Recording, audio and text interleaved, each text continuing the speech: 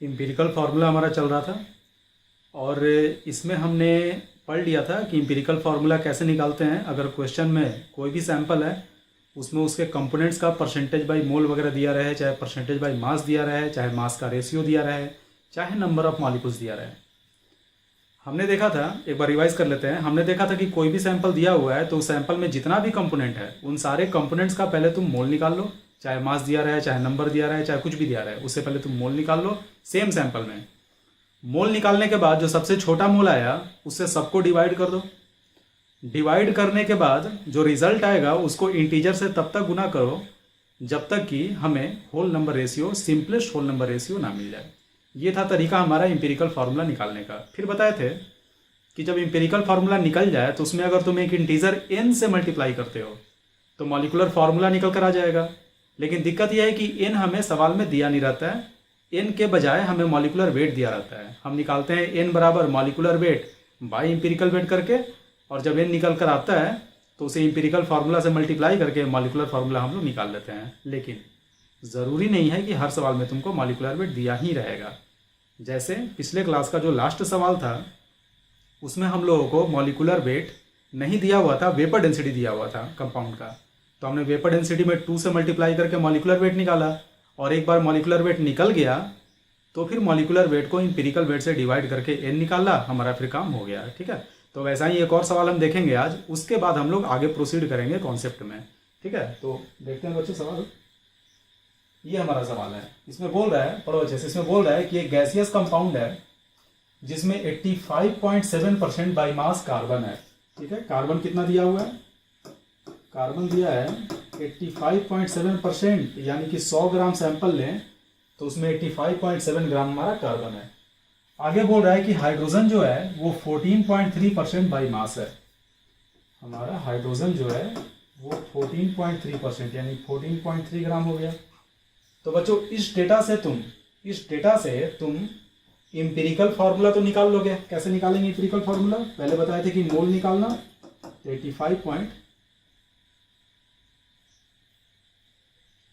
85.7 में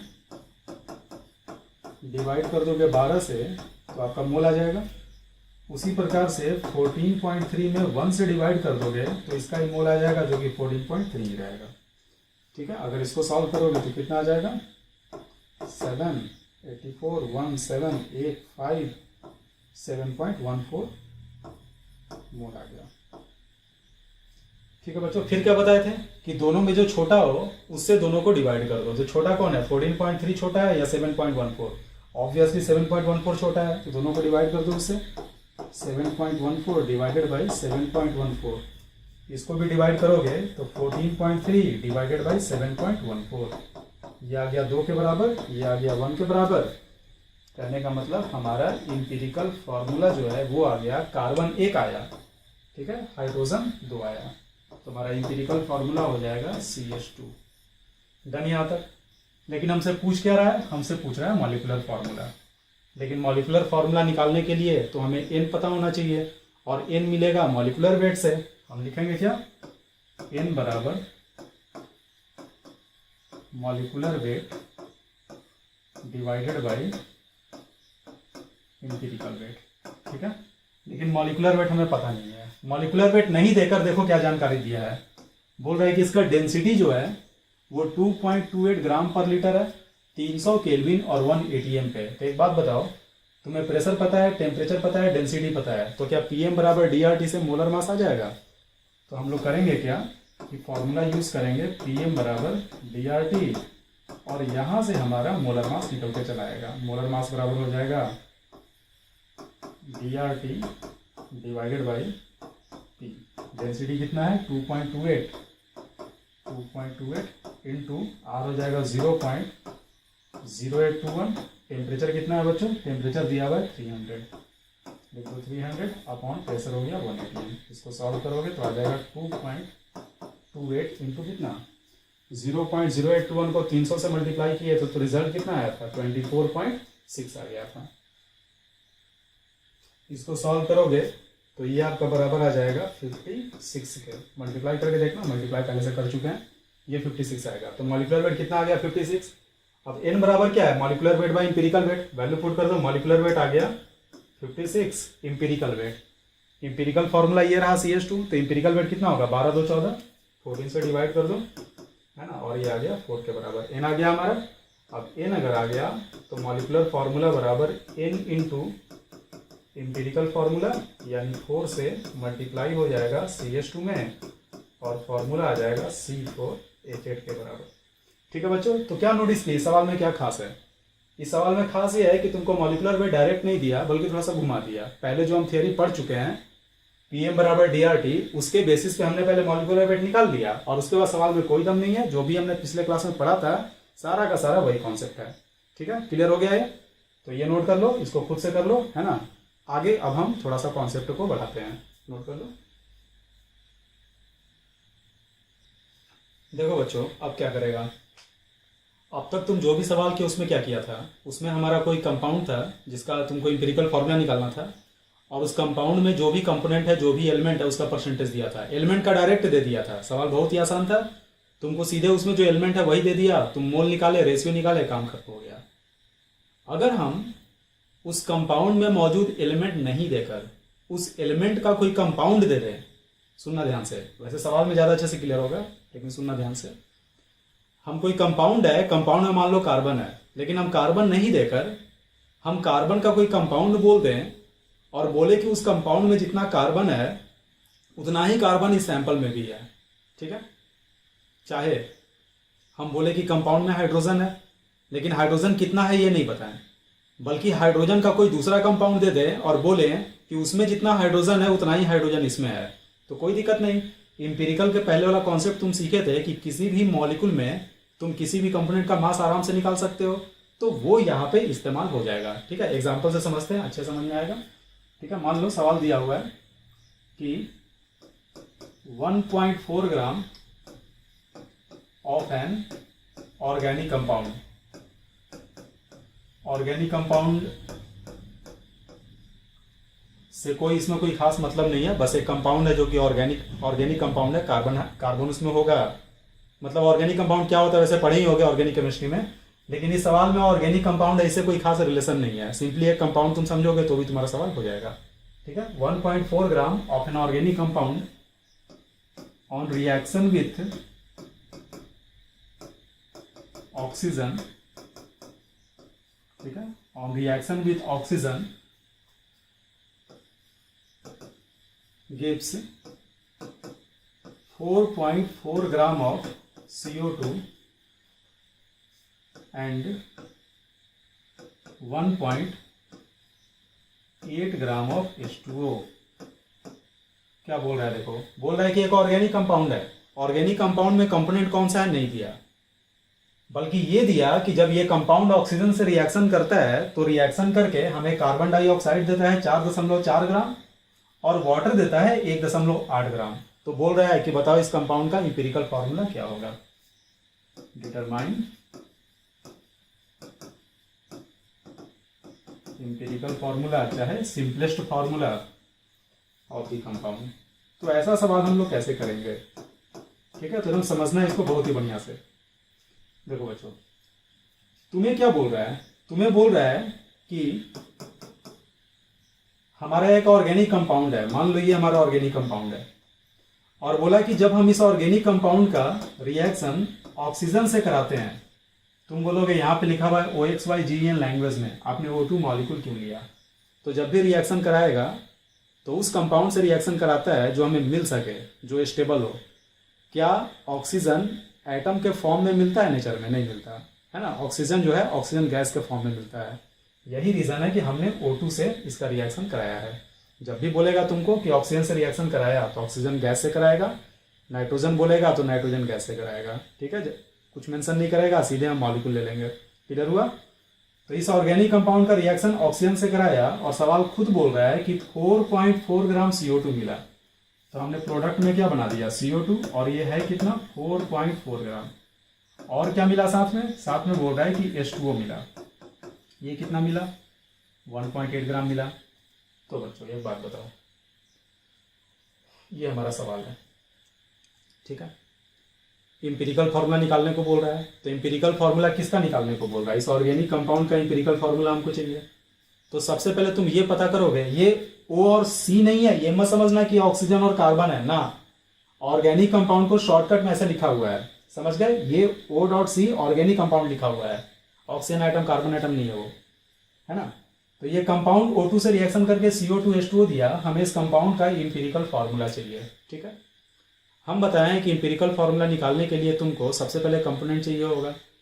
तो तुमको ये रिएक्शन देखकर पता करना होगा कि इसमें कंपोनेंट कौन कौन सा हो सकता है, ठीक है। तो कैसे पता करें? देखो तो एक बात बताओ, तुम पढ़े होगे कि रिएक्शन में हमारा सारा का सारा एलिमेंट कंजर्व होता है, एटम कंजर्व होता है, यानी कि लेफ्ट साइड में जो जो एटम होगा वही राइट साइड में भी मिलेगा। तो देखो, तो राइट साइड में हमको एक कार्बन दिख रहा है और हाइड्रोजन दिख रहा है।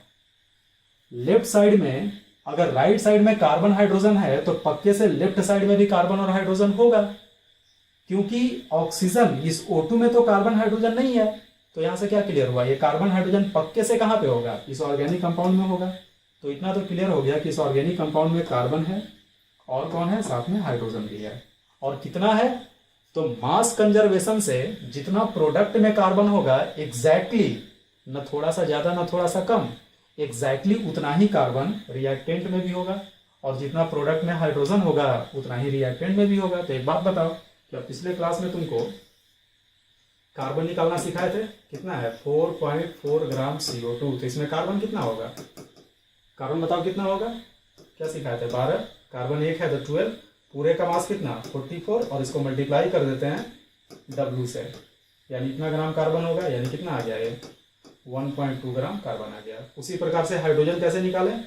तो H2O हमें दिया हुआ है 1.8 ग्राम। तो अगर H2 हमारा 1.8 ग्राम है तो हाइड्रोजन कितना हो जाएगा बच्चों? तो इसमें 2 हाइड्रोजन है, तो 2 हाइड्रोजन का मास कितना? 2 डिवाइडेड बाई 18 इंटू 1.8। ये हम इंपेरिकल के जस्ट पहले वाला ये कॉन्सेप्ट है। मास दिया रहता था W ग्राम कोई भी कंपाउंड, और उसमें हम उसके कंपोनेंट्स को निकालते थे। तो उसको रिवाइज कर लेना अगर यहाँ दिक्कत हो रहा होगा तो, ठीक है। ये अगर सॉल्व करोगे तो यहाँ पे आ गया 0.2 ग्राम। तो हम क्या किए अब तक? निचोड़ क्या है? ऑर्गेनिक कंपाउंड O2 से रिएक्शन किया, CO2 दिया, H2O दिया। CO2 दिया 4.4 ग्राम, H2O दिया 1.8 ग्राम। इससे आइडिया लगा कि उस ऑर्गेनिक कंपाउंड में पक्के से कार्बन भी होगा, हाइड्रोजन भी होगा। कितना होगा? तो जितना कार्बन इस CO2 में होगा और जितना हाइड्रोजन इस H2O में होगा। तो हमने इस CO2 में कार्बन निकाल लिया, हमने इस H2O में हाइड्रोजन भी निकाल लिया। कार्बन कितना है हमारा?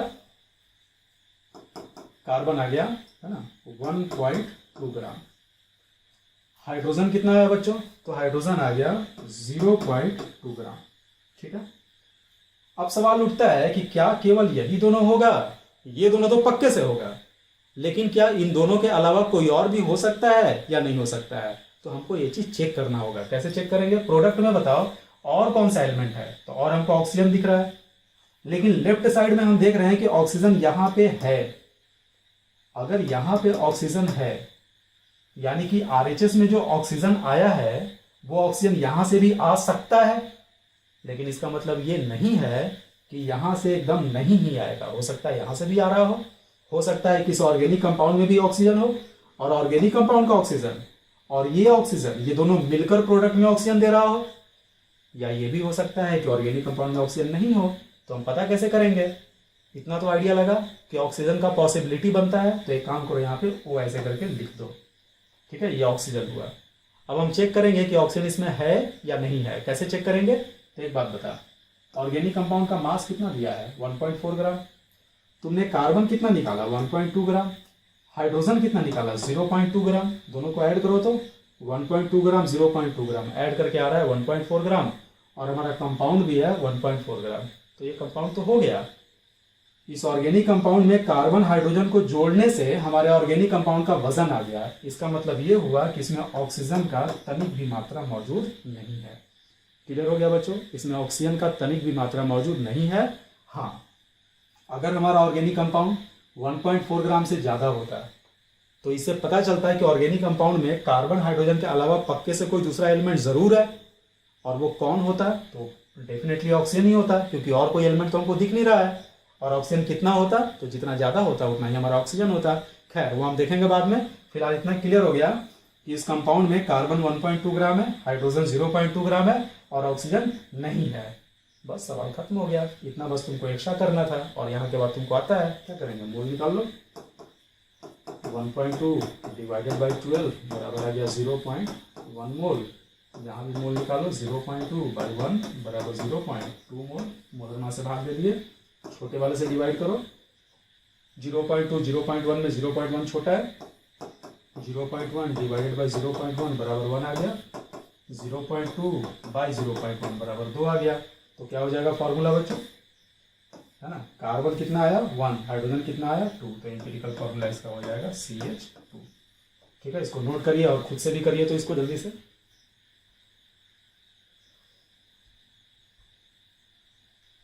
हो गया बच्चों, ठीक है। देखो फिर से वही सवाल, थोड़ा सा चेंज ला रहे हैं इसमें। एक काम कर रहे हैं, ये जो हमारा 1.4 ग्राम था इसे हम कर दे रहे हैं 3 ग्राम, है ना। क्वेश्चन को तुम लोग फिर से नोट करोगे, पूरा नोट करोगे, लेकिन यहाँ पे कर दोगे 3 ग्राम। अब इसको कैसे करें, ठीक है, तो वही काम करते हैं। फिर से हमारा ऑर्गेनिक कंपाउंड है, इसको हम ऑक्सीजन से रिएक्शन करें तो ये दे रहा है CO2 और H2O, बिल्कुल वही। CO2 दिया 4.4 ग्राम, H2O दिया 1.8 ग्राम। ठीक है, फिर से वही हम दिमाग लगाएंगे कि अगर प्रोडक्ट में कार्बन दिख रहा तो रिएक्टेंट में पक्के से कार्बन होगा, और कार्बन यहाँ पे नहीं है तो इस कंपाउंड में होगा। तो हम लोग लिख दिए कि चलो कार्बन तो है इसमें। सेम रीजन से हाइड्रोजन भी होगा, और बिकॉज की प्रोडक्ट में ऑक्सीजन है और रिएक्टेंट में यहाँ भी ऑक्सीजन है, इसका मतलब कि हमारे कंपाउंड में ऑक्सीजन हो भी सकता है चाहे नहीं भी हो सकता है, हमको चेक करना पड़ेगा। ठीक है, अब देखो बढ़ते हैं आगे। CO2 कितना है बच्चों 4.4 ग्राम। इस 4.4 ग्राम में जितना कार्बन होगा एग्जैक्ट उतना कार्बन इस ऑर्गेनिक कंपाउंड में भी होगा मास कंजर्वेशन से। तो इस 4.4 ग्राम CO2 में कार्बन कितना है 12/44 गुना 4.4 यानी आ गया 1.2 ग्राम। सारा लॉजिक पिछले वाले का। 1.8 ग्राम में हाइड्रोजन कितना है, तो हो जाएगा 2/18 गुना 1.8 यानी ये हो गया 0.2 ग्राम। ठीक है, अब हम चेक करेंगे कि इसमें ऑक्सीजन है या नहीं है। तो देखो तो हमारे कंपाउंड का वजन अब कितना है 3 ग्राम, और कार्बन हाइड्रोजन जोड़कर कितना आया 1.2 0.2 1.4 ग्राम, यानी पक्के से कोई ना कोई दूसरा एलिमेंट जरूर है, क्योंकि इन दोनों को जोड़कर तो 1.4 ही हो रहा है, और हमारा कंपाउंड है 3 ग्राम, यानी कि रेस्ट कोई ना कोई तो होगा। अब देखो रेस्ट कौन होगा, तो क्लोरीन तो हो नहीं सकता है, सोडियम तो हो नहीं सकता, क्योंकि अगर होता तो प्रोडक्ट में जरूर आता है। तो पक्के से कौन होगा, ऑक्सीजन ही होगा। और ऑक्सीजन कितना होगा, तो ऑर्गेनिक कंपाउंड है 3 ग्राम का, उसमें से अगर हम माइनस कर दे कार्बन हाइड्रोजन के मास को, इस ऑर्गेनिक कंपाउंड जो कि 3 ग्राम है उसमें कार्बन हाइड्रोजन ऑक्सीजन है, तो अगर इन तीनों का जोड़ कितना हुआ 3 ग्राम, तीनों के जोड़ में से इन दोनों के जोड़ को घटा दें तो हमारा ऑक्सीजन आ जाएगा। तो 3 में से कितना घटा है 1.2 0.2 यानी कि 1.4 ग्राम, तो ये हो गया 1.6 ग्राम। इस तरह से हम लोग ऑक्सीजन को पता करते हैं, यहां से नहीं निकालते हैं। क्यों, क्योंकि यहां से जो ऑक्सीजन निकाल कर लाओगे उसमें ये वाला ऑक्सीजन भी होगा मास कंजर्वेशन से, तुमको नहीं पता कि ये कितना है। यही रीजन है कि हम लोग इस तरीके से ऑक्सीजन को निकालते हैं। बस आगे का प्रोसेस तुमको पता है, मोल निकाल लो। 1.2/12 बराबर 0.1 मोल, 0.2/1 बराबर 0.2 और 1.6/16 बराबर 0.1। छोटे वाले से सबको भाग दे दो तो 0.1/0.1 बराबर 1, 0.2/0.1 इज इक्वल टू 2 और 0.1/0.1 बराबर 1। ठीक है, तो क्या आ जाएगा हमारा empirical formula, carbon 1 hydrogen 2 oxygen 1 यानी CH2O आ गया। ठीक है, हो गया बच्चों, नोट कर लो।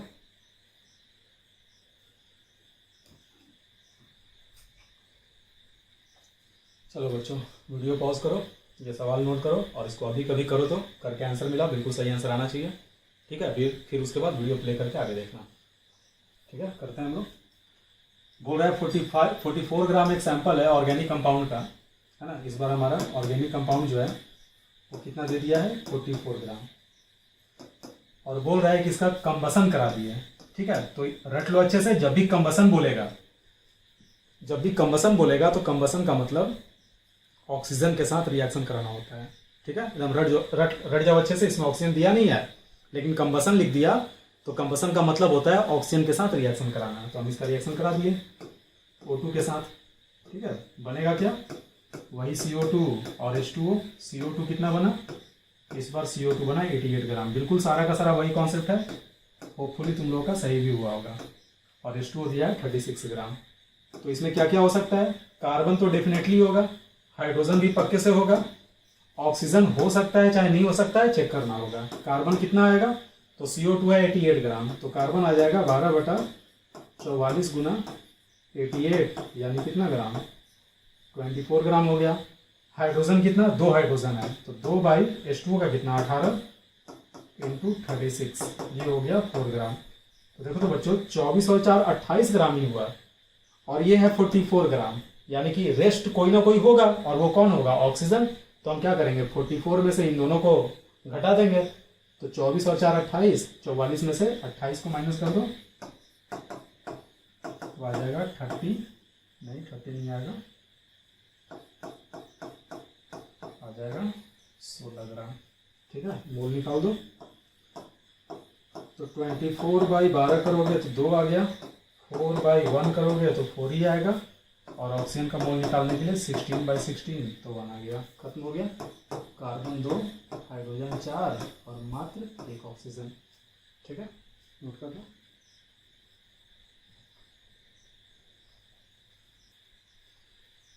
चलो बच्चों, इंपीरिकल का और देखते हैं। रैंडम सवाल बोल रहा है, अ ड्रग मैरिजुआना ओज इट्स एक्टिविटी टू टेट्राहाइड्रोकार्बिनॉल। ये बस ऐसे ही फुटानी किया। मैरिजुआना जो है उसका जो नेचर होता है, मैरिजुआना गांजा को बोलते हैं, और उसका जो भी हेलुसिनेशन वाला नेचर जो होता है वो टेट्राहाइड्रोकार्बिनॉल की वजह से होता है।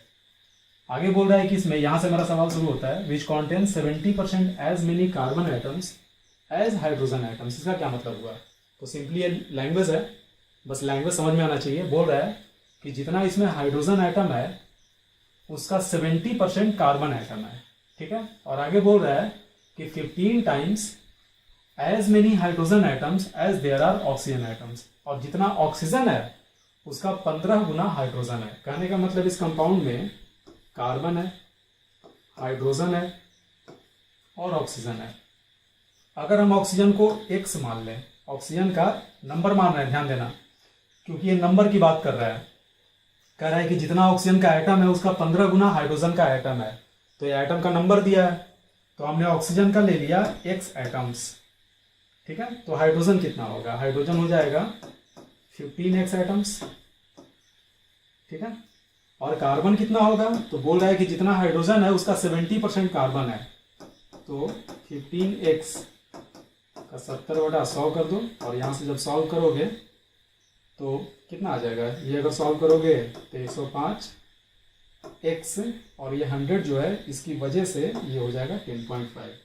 ठीक है, ये जो है ये 15X का 15X ही रह गया, और ये X ही रह गया। तो देखो तो बच्चों, इसमें तो नंबर डायरेक्ट दे दिया है, और हमारे मॉलिक्यूलर फॉर्मूला में नंबर ही तो होता है, तो यहाँ मोल निकालने की कोई जरूरत नहीं है। अगर मोल निकालोगे भी तो तीनों में वो गाइड्रो नंबर से डिवाइड होगा, और जब तुम रेशियो लोगे तो जो कॉमन होगा वो तो बाहर निकल जाएगा। ठीक है, तो यहाँ पे X कॉमन है, तो किसी रेशियो में अगर हम सेम नंबर को कॉमन ले लें, चाहे उसे डिवाइड कर दे, तो कोई फर्क नहीं पड़ेगा। तो वैसे भी सबसे छोटा X है, तो X से अगर तुम तीनों को भाग दे दो तो X हमारा कट ही जाएगा, है ना। तो फिर बचेगा क्या? बच जाएगा, ये हो गया 10.5, ये हो गया 15, और ये हो गया 1। ठीक है, अब इसको होल नंबर में कन्वर्ट करने के लिए ध्यान से देखो, साहब हमको दिख रहा है, हम 2 से मल्टीप्लाई कर देंगे। 10.5 में अगर 2 से मल्टीप्लाई करोगे तो ये 21 हो गया, 15 में 2 से मल्टीप्लाई करोगे तो 30 आएगा, इसमें 2 से मल्टीप्लाई करोगे तो 2 आएगा। यानी इंपेरिकल फार्मूला क्या हो गया? C21H30O। ठीक है, O2, ये हो गया। लेकिन हमसे पूछ रहा है मॉलिक्यूलर फॉर्मूला। ठीक है, और एक और जानकारी दिया है, कि number of mole of A compound in A gram of it is इतना। इस कंपाउंड का 1 ग्राम लेते हैं, 1 ग्राम चाहे 1 ग्राम, तो उसमें मोल की संख्या इतनी है। लेकिन बच्चों तुमको यहाँ इसका कैलकुलेशन करने का कोई जरूरत नहीं है। रीजन, ऑब्जेक्टिव का सवाल है, एक बार हम ऑप्शन को मैच कराएंगे। तो एक बात बताओ, अगर ये हमारा इंपीरिकल फॉर्मूला है तो मॉलिक्यूलर फॉर्मूला क्या होगा? इंटू 2, चाहे इंटू 3, चाहे इंटू 4, इंटीग्रल मल्टीपल होगा इसका। तो जरा चेक करो तो क्या पहला कभी भी हो सकता है?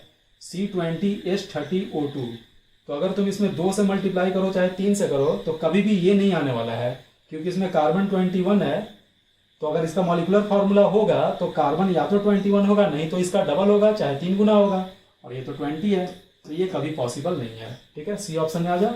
12 बोल रहा है, कम हो ही नहीं सकता है, कम हो ही नहीं सकता है। और ये क्या है, ये डायरेक्ट हमारा एम्पिरिकल फार्मूला दिया हुआ है। ठीक है, तो इससे आइडिया लगा कि जो हमारा एम्पिरिकल फार्मूला है वही हमारा मॉलिक्यूलर फार्मूला है, आगे कैलकुलेशन करने की ज़रूरत नहीं है। लेकिन अगर तुम ये बोलो कि नहीं सर, मान लीजिए कि ऑब्जेक्टिव सवाल नहीं होता और हमको एग्जैक्ट निकालना होता मॉलिक्यूलर फार्मूला, तब कैसे निकालते हैं, तो कोई दिक्कत नहीं है। अगर ये सवाल होता तब तो हम डायरेक्ट यहाँ टिक लगा देते हैं, क्योंकि बाकी ऑप्शन हो ही नहीं सकता है। लेकिन अगर तुमसे बोलता है कि नहीं कैलकुलेट करके लाओ कितना होगा, तो कोई बात नहीं।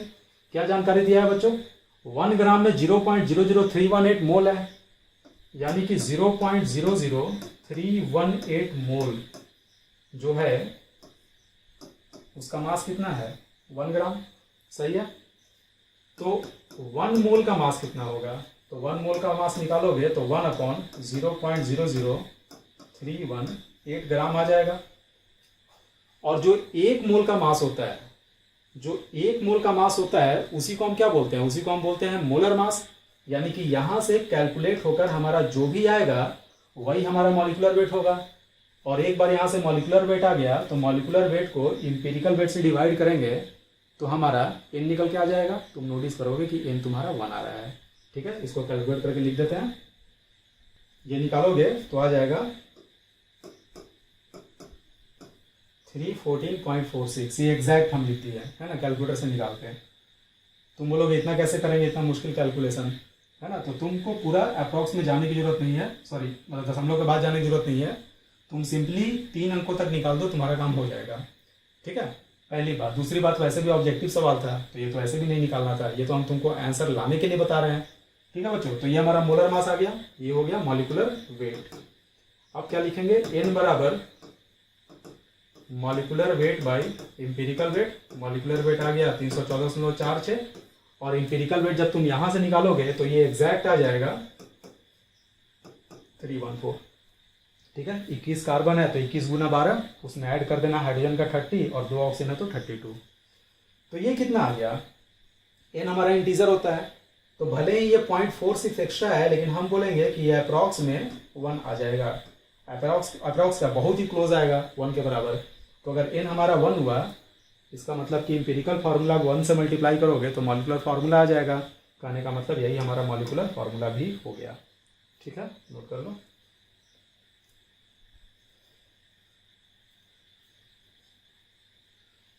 देखो बच्चों, एक और थोड़ा सा डिफरेंट सा सवाल देखते हैं।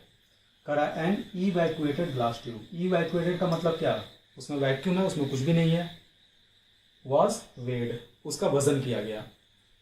फिर क्या बोल रहा है कि उसके बाद उसको ऑक्सीजन से भर दिया गया और उसका दोबारा वजन किया गया।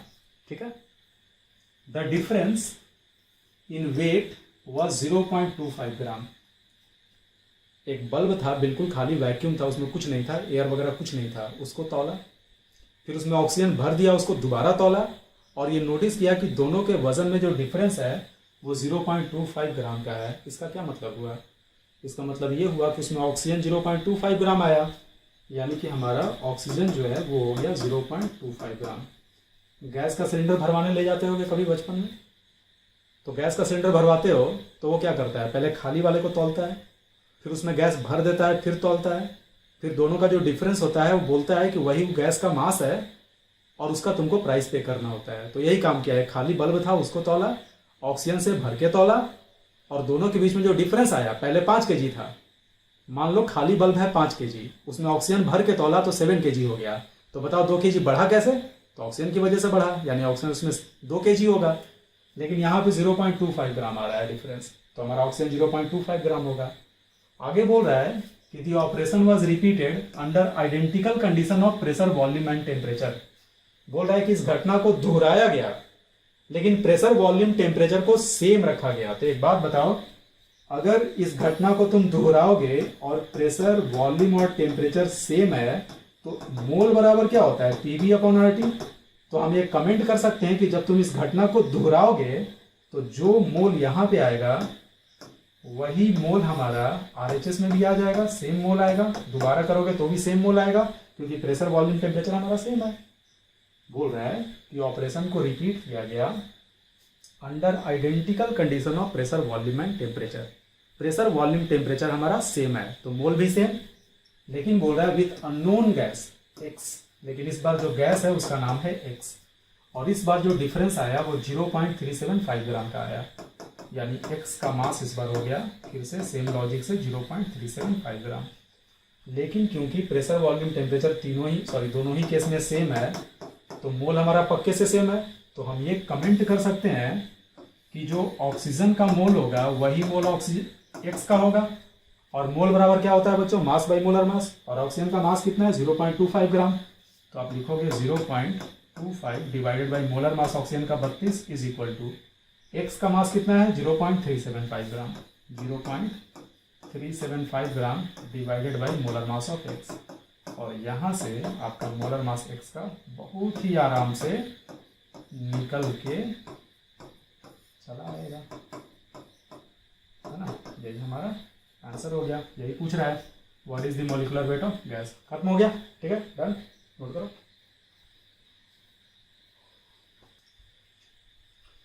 और बच्चों ये हमारा आज का लास्ट सवाल, इसमें बोल रहा है कि 3 gram sample of a gas assume to be either NO और N2O और ए मिक्सचर। बोल रहा है कि 3 ग्राम गैस है, या तो NO है या तो N2O है, चाहे दोनों का मिक्सचर है। Was found to exert 1.642 ATM, pressure दे दिया, वॉल्यूम दे दिया, टेम्परेचर दे दिया, और बोल रहा है कि कंपोजिशन बताइए मिक्सचर का by mole and by wait. तो जब भी कंपोजिशन पूछेगा ना तो तुमसे परसेंटेज पूछेगा, तो यहाँ पे परसेंटेज बाई मोल चाहे परसेंटेज बाई वेट पूछ रहा है, तो परसेंटेज बाई मोल चाहे परसेंटेज बाई वेट के लिए हमें तो एवरेज मोलर मास चाहिए, तो हमें पता भी नहीं है कि मिक्सचर है कि प्योर है, तो एक काम करो ना, सबसे पहले मोलर मास निकाल लो। तो मोलर मास कैसे निकाला जाए, मोलर मास के लिए हम लोग लिखेंगे PM बराबर DRT, यहाँ से आ जाएगा मोलर मास बराबर DRT डिवाइडेड बाई P।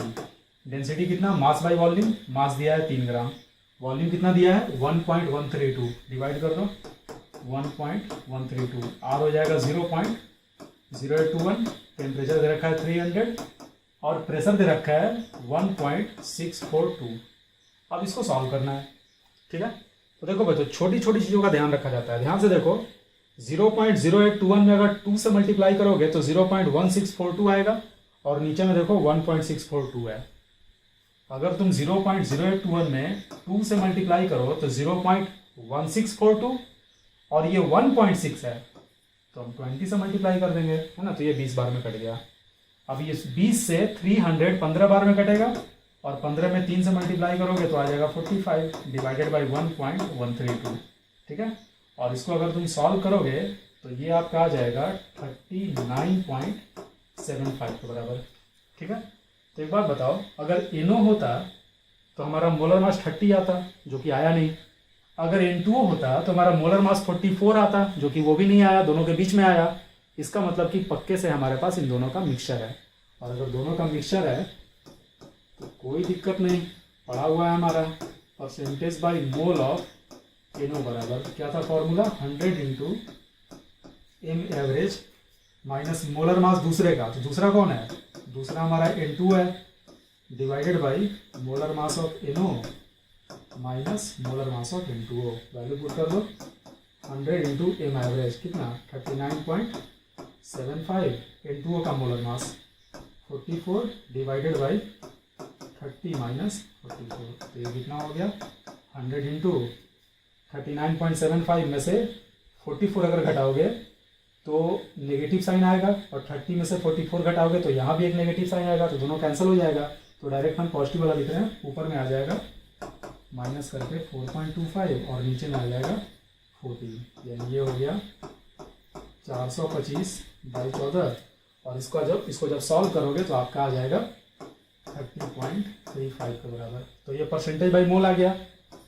दूसरा फार्मूला क्या था, percentage by mass of NO बराबर, तो ये क्या फार्मूला आता था बच्चों, N1M1 divided by M average, जहाँ पे परसेंटेज बाई मोल ही हमारा N1 होता था, तो N1 का वैल्यू पुट कर दो, हो जाएगा 30.35। NO का मोलर मास कितना 30, लिख दो 30, और M एवरेज कितना, तो M एवरेज हमने कितना निकाला था 39.75। तो इसको आप सॉल्व करोगे तो आपका पक्के से कितना आ जाएगा 22.9 आ जाएगा, ठीक है। अगर N2O का निकालना है तो 100 में से माइनस कर दोगे तो N2O का परसेंटेज बाई मोल, और 100 में से 22.9 को माइनस कर दोगे तो N2O का परसेंटेज बाई मास आ जाएगा। ठीक है, डन हो गया बच्चों। तो आज के लिए इतना ही। हमारा पूरी तरह से एम्पिरिकल फार्मूला खत्म हो गया। अगले क्लास में अब हमारा केमिकल रिएक्शन शुरू होगा। ठीक है, तो मिलते हैं अगले क्लास में।